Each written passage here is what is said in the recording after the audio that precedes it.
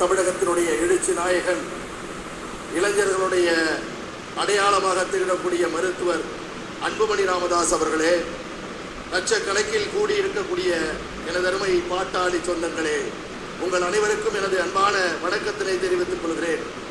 12 ஆண்டுகளுக்கு பிறகு நாம் ஏங்கி கிடந்த இந்த ஒட்டுமொத்த வன்னிய சமுதாய இளைஞர்களும் இப்படி ஒரு மாநாட்டை பார்க்க வேண்டும் என்று ஏங்கிக் கொண்டிருந்தவர்களுக்கு மருத்துவர் ஐயா அவர்களும் மருத்துவர் சின்னையா அவர்களும் வன்னிய சமுதாய இளைஞர்களுக்கு ஒரு பெரும் விருந்தை இன்றைக்கு படைத்திருக்கிறார்.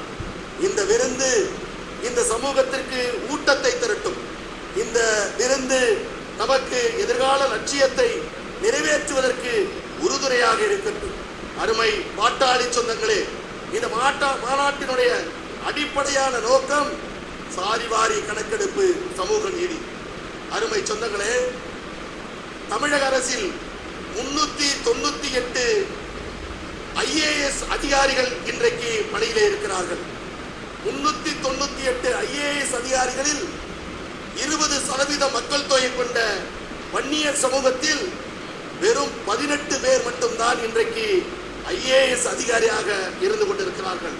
இது வெறும் 4.8 விழுக்காடு மட்டும்தான்.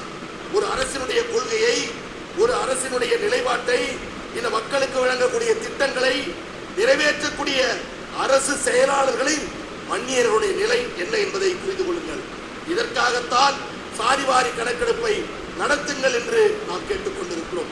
இந்த நேரத்தில் அன்போடு கேட்டுக்கொள்கிறோம்.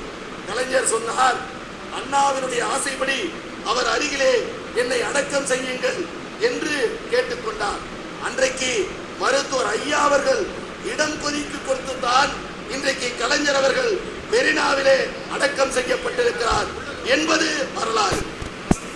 கலைஞருக்கு இடம் கொதிக்கு கொடுத்த பாட்டாளி மக்கள் கட்சி இந்த உழைக்கும் வர்க்கத்திற்கு இடஒதுக்கீட்டை கேட்கின்ற பொழுது அதை கொடுக்க மறுக்கின்றார்.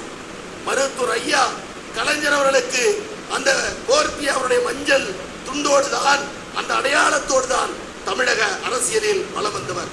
அவருடைய மகன் இன்றைக்கு ஸ்டாலின் அவர்கள் பாட்டாளி மக்கள் கட்சி எழுப்பக்கூடிய இந்த கோரிக்கையை திரும்பி பார்க்காமல் இருந்து கொண்டிருக்கக்கூடிய வேளையில்தான் இன்றைக்கு இந்தியா முழுவதும் தேசிய அளவில் சாதிவாரி கணக்கெடுப்பை நடத்தப்படும் என்ற ஒரு வரலாற்று சிறப்புமிக்க ஒரு தீர்மானத்தை அமைச்சரவை கொண்டு வந்திருக்கிறார்கள்.